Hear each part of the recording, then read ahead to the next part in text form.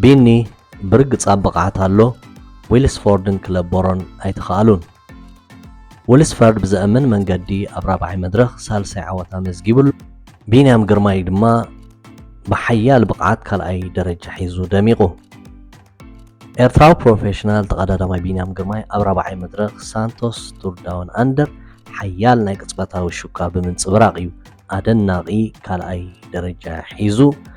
ሳልሳይ መድረኽ እውን ከምቲ ዝረኣናዮ ብዓወት ሳም ዊልስፎርድ እያ ተዓጽያ ደላ። እዚ ኣብ መወዳእታ ዝተገብረ ናይ ሹካ ውድድር ብጣዕሚ ኣዝዩ ሓያል ነይሩ።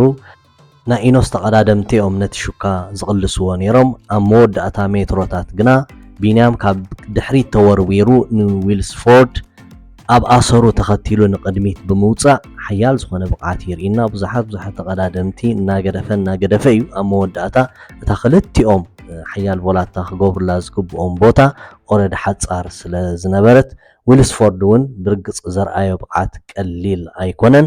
ቀዳማይ ኮይኑ ክዕወት እንከሎ ቢኒ ድማ ኣብ ኣሰሩ ተኸቲሉ ካልኣይ ብሉጽ ደረጃ ክሕዝ ክኢሉሎ። ንሳም ሎሚ መበል 28 ዕድሚኡ ዘኽብረሉ ዕለተ ልደቱ እዩ ነይሩ። ድሙቕ ዕለት ኮይኑሉ እንኳዕ ሓጎሰካ ንብሎ። ሳም ብሉጽ ዓወት እዩ መዝጊቡ።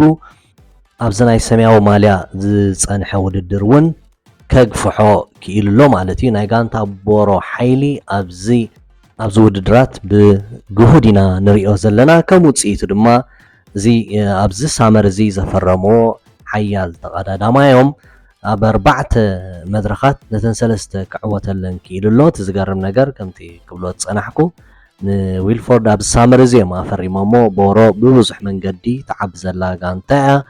ብዙሓት ኣገደስቲ ተጻወቱ ናብ ሳመር እዚ ኣፈሪማ ምህላዋ እዩ ዝግለጽ። ስለዚ እዚ ብዚ ሳመር እዚ ዝፈረመ ተቐዳዳማዮም ኣብዚ ቀዳማይ ሲዝን ኣብዚ መጀመርታ ሲዝን እዚ ዝኣክል ዓወታት ከምጻላ ምኽኣሉ ነታ ጋንታ ኣዝያ ዕድለኛ እያ። ንሱ እውን ናብ መባልዕቱ ጋንታ ዝመፀ ይመስል ኣሎ ማለት እዩ። ከም ተቐዲመ ዝበልኮ ድማ ሎሚ 28 ዕድሚኡ ዘኽብረሉ ዕለተ ልደቱ እዩ ነይሩ። ስለዚ ዕለተ ልደቱ ድማ ፍሉይ ህያብ ኮይኑሎ ማለት እዩ። ኤርትራዊ ተቐዳዳማይ ቢንያም ግርማይ ከዓ ኣብቲ ሓያል ቅልስ ተራእየ ቅጽበታዊ ውድድር ካብ ድሕሪት ንቕድሚት ተወርዊሩ በዛ ኣውስትራልያዊ ጥራይ ተበሊጹ ካልኣይ ደረጃ መሓዙ ቀሊል ከም ዘይነበረ ባዕሉ እውን ብቓሉ ገሊጽዎ እዩ።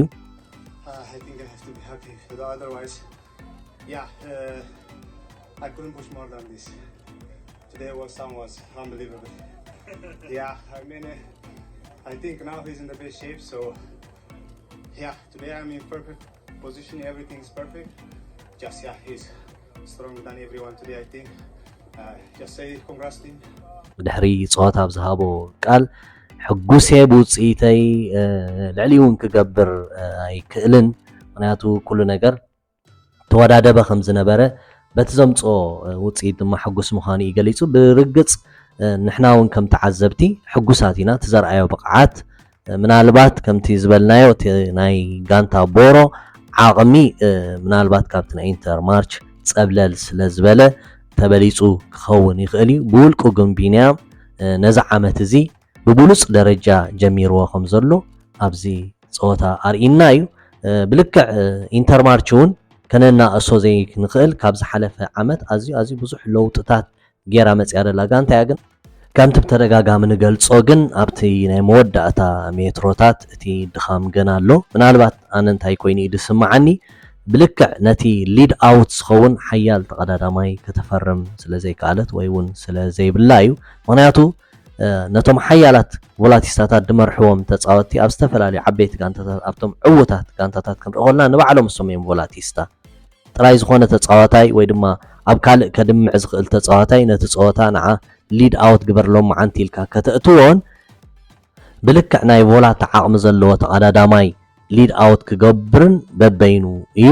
ስለዚ ከዓ እቲ ፍልሊ ንሪኦ ዘለና ማለት እዩ። ቢንያም ግን ብዘይቃል ዓለም ኣብዚ መዓልቲ ዘርኣየና ብቕዓት ካብ ድሕሪት ተበጊሱ ከመይ ተወርዊሩ ክንደይ ተቐዳደምቲ ሓሊፉ እዩ ንቕድሚት መፂኡ ብዓብዩ እቲ ንዊልፎርድ ሒዙ ምውፅኡ ንባዕሉ ዓብ ታክቲክ እዩ ማለት እዩ። ምክንያቱ እቲ ክረኽቦ ዘይከኣለ ሓገዝ ብካልእ መንገዲ ከም ዘናድዮ ኣብ ብዙሕ ፀወታታት ክንዕዘቦ ፀኒሕና ኢና። ኣብ ፀወታ እዚ እውን ንዊልስፎርድ ሒዙ ይወፅዩ ስጋብ መወዳእታ ምናልባት ኣብቲ ናይ መወዳእታ ሜትሮታት ቁርብ ነይሩ እንተዝኸውን ቢንያም ክሓልፎ ምኽኣለ ዶ ትብል ኢኻ ግን ናይቲ ወዲ ዓቕሚ ከዓኒ ትሪኦ ማለት እዩ ምስ ሓይሉ ከም ዝነበረ ስጋብቲ መስመር ዝኣቱ ምስ ሓይሉ ከም ዝነበረ ናይ ብሓቂ ብሉፅ ቮላቲስታ ምዃኑን ኣብዚ ፀወታ ብርግፅ ኣርኢናዩ ቢንያም ከዓ ክሕጎስ ሓቂዩ ንሕና እውን ብሓቂ ብውፅኢቱ ሕጉሳት ኢና ማለት እዩ ፕሮፌሽናል ኤርትራዊ ተቐዳዳማይ ናትናኤል ተስፋፅን ግዜ ከይከሰረ መበል 45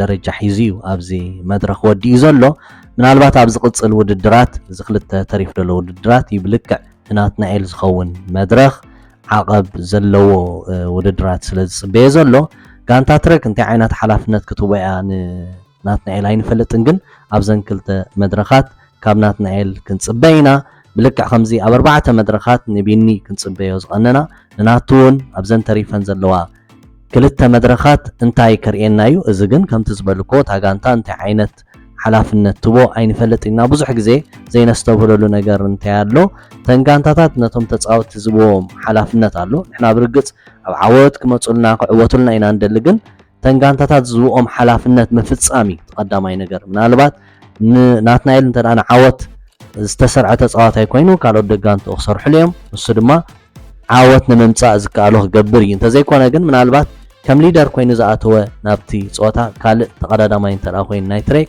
ናትናኤልቲ ንዕኡ ክሰርሓሉ ዝግብኦ ነገር እዩ ክሰርሕ እንተኾነ ግን ኣብዚ ክልተ መድረኻት ሕጂ እውን ደጊመ ዝብሎ ናትናኤል ኢና ክንፅበ ብዝያዳ ምናልባት ካልእ ነገር ዘጋጥም ኣይንፈልጥን ቢንያም ከም ናይ ነጥቢ ተቐዳዳማይ መጠን እዚ 4 መድረኻት እዩ ነይሩ እቲ ነጥቢ ተባሂሉ ዝተሰርዐ ውድድራት ንሱ ድማ ከምዚ ዝረኣናዮ ብዓብላልነት ናይ ሳም እዩ ክውዳእ ፀኒሑ ምናልባት እቲ ናይ ነጥቢ ውድድር ዳርጋ ዝተዛዘመ ክመስል ክእል እዩ ምክንያቱ ኣብዚ 4 መድረኻት 9 ነጥቢ ኣዋህሊሉ እዩ ቀዳማይ ኮይኑ ዝመርሕ ደሎ ነታ ሰማያዊ ማልያ ሒዝዎ ደሎ ቢንያም ግርማይ 77 ነጥቢ ሒዙ ይስዕቦ ኣሎ which means 13 ነጥቢ ተፈሊሎ ማለት እዩ ካሌብ ኤዋን ብ54 ነጥቢ ኣብ ሳልሳይ ተርታ ተቐሚጡሎ እዚ ማለት ኣብዚ ናይ ሎማዓንቲ ውድድር ኣብ ነጥቢ ከም ዘይኣተወ እዩ ዘርኢ ምክንያቱ ኣብ ዝሓለፈ ውድድር ቢንያምን ካሌብን ክልቲኦም ብማዕረ 54 ነጥቢ ሒዞም እዮም ኣብ ካልኣይን ሳልሳይን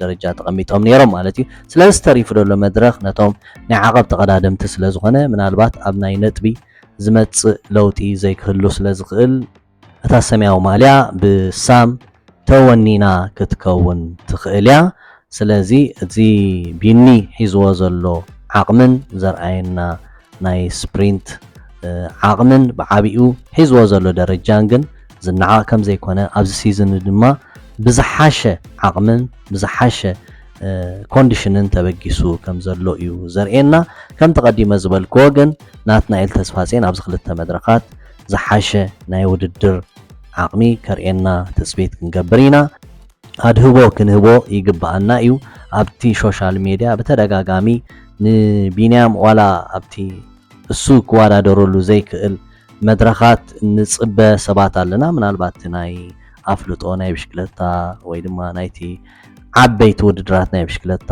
መውሓድ ክኸውን ይኽእል እዩ ግን ሕጂ ዘሎ መድረኻት ንቢንያም ዝኸውን መድረኽ ኣይኮነን ናትናኤል ግና ጋንትኡ ዝሓሸ ቦታ ሂባ ወይ ድማ ዝሓሸ ሓላፍነት ሂባ ናብዚ ውድድር እንተእትያቶ ገለ ነገር ክንፅበ ንኽእል ኢና ናቱ ብልክዕ ኣዝዩ ሓያል ተቐዳዳማ እዩ ስጋብ ሕጂ ከም ተቐዲምና ድገለፅናዮ ዓቕሙ ክንሪኦ ኣይከኣልናን ኣለና ብዝተፈላለየ ምክንያት ግን እንተደኣኒ ዕድል ገይሩ ታጋንታ እውን ሓላፍነት ሂባቶ ነተን ዝሃበቶ ግዜ ድማ ብልክዕ እንተተጠቂምለን ካብ ናትናኤል ብዙሕ ክንፅበ ከም ዝግባአና እየ ዝኣምን ኣነ ምክንያቱ ናትናኤል ኩሉ ዓይነት ዓቕሚ ዘለዎ ተቐዳዳማ እዩ ዓቐብ ክድይብ ዝኽእል ሓያል መንገዲ ክፃወር ዝኽእል ኣብ ዝተወሰነ ግዜ ድማኒ ሓያል ቮላቲስታ እዩ ስለዚ ካብ ናትናኤል ብዙሕ ክንፅበ ኢና ስለዚ ብዝቕፅል ውድድራት ንናቱ ሞራል ከነስንቆ ይግባአና ፅቡቕ ዕድል ንናቱ ኣብ ናይ ብጫ ማልያ ኢሳቅ ዴልቶሮ እዩ ዝመርሕ ዘሎ ቢንያም ብሓንቲ ካሊእ ጥራይ ድሒሩ እዩ ኣብ ካልኣይ ደረጃ ተቐሚጡ ዘሎ ከም ተቐዲምና ዝበልናዮ ግን እዚ ዝመፅእ ዘሎ ክልተ ውድድራት ይብልክዕ ነቶም ናይ ብጫ ማልያ ተቐዳደምቲ ክውስኖም ስለዚ ክንሪኦም ኢና እቶም ሓያላት ተቐዳደምቲ ድማ أبزي ودرات زي كعقم ماريوم نتابج أماليا من كوننا يخل كارينا يوم إنتر مارشا بغانتا تمرح دلا من البات أبز قتصل ودرات نزعك إباخت وتصد خلدو حبيرنا رينا بفلايجن أب حمشة مدرخ انت عينات الدرجة حيزم كم غانتا يأتو زوسنو كويني سمعني أبز مدرخ زي زحاش عقمي توم كالوت كابينا وتصازلو نزي مدرخ زيلوم استرالو تقدادم تون سلازلو نسوم بزيادة حيزوم مزعاتو درجة اينتا كانتا كوسنا سلازي ابز قصل ودرات انتر مارش بتحزو درجة كوسانيو مالتيو سلازي انتر مارش تصبق عدل نبينام قرماين ناتنا ايل تسفات اينن ممس كانتاتاتهم بعبيو تصبق عدل نمني اللوم وددرون بسلام كودو ادما نمنا نقولاتكم افكارتي كددن بشكلتا نبينن انقع حقوسنا زعمت زي يرنا يمثلالمو دغاغيمه يرنا يغبرو يبل نكلهم تقدادمتنا تصبق عدل يمنه